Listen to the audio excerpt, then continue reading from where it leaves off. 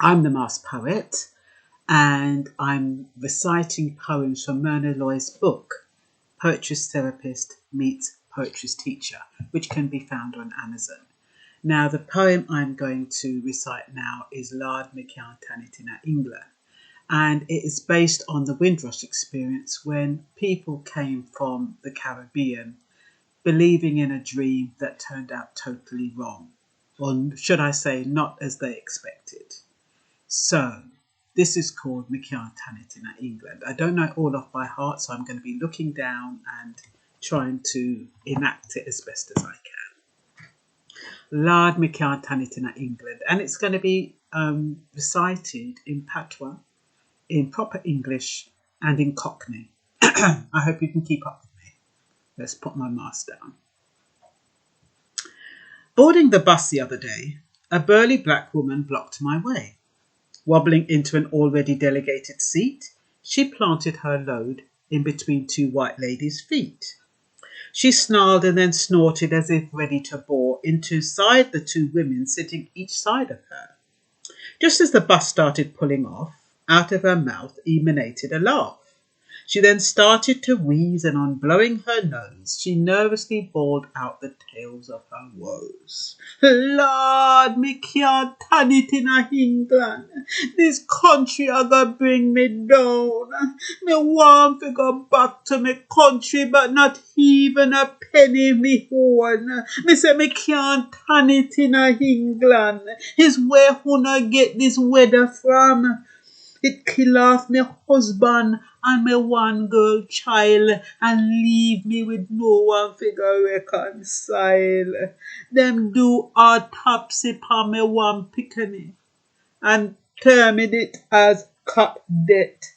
But me no say nothing don't go so. And the cold weather take our last breath. The same way it lick up my husband Claude. He would be alive now if him did back a yard. But we live way from Jamaica for come here. Thinks a life would be better. But life not better. It was. And that is why me have to cuss. Them cut off me electricity this morning without so much as a warning. They make police come for arrest me because them say the rent don't pay. No wonder me a turn mad because them people here treat me too bad. The tremor in her voice caused the sandwich to fumble, but the sizzling filling continued her grumble. Why me can't turn it in England? Me want to go back to me people them. The two women limped away from her side, obviously deciding to discontinue their ride. While they were waiting to dismount the bus, I overheard their conversation. Was she on about us? Yeah, said the other. Ungrateful blacks, they come over here without clothes on their backs, using our social security to live a life of luxury. Most of them fill up our council flats. The government don't care about the likes of you and me. Us whites are the proper beneficiaries. I know most of them live off the dole, ain't interested in working or playing their role. They go on complaining, it gets on my nerves. Have you heard about this discrimination thing? I think it's absurd. No more black sheep or gollywogs on jam because these foreigners call it discrimination. Have you ever heard such a load of shit? They make their beds, they can lie in it. Not come over here to complain about our weather. What's a bit of rain?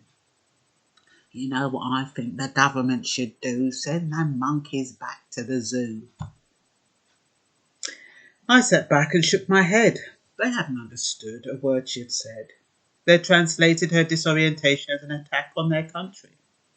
And so they fought back with vicious words and an unrelenting heart, that avenging scourge that permeates that part of our people, making them understand that their contribution to the economy has meant nothing to man.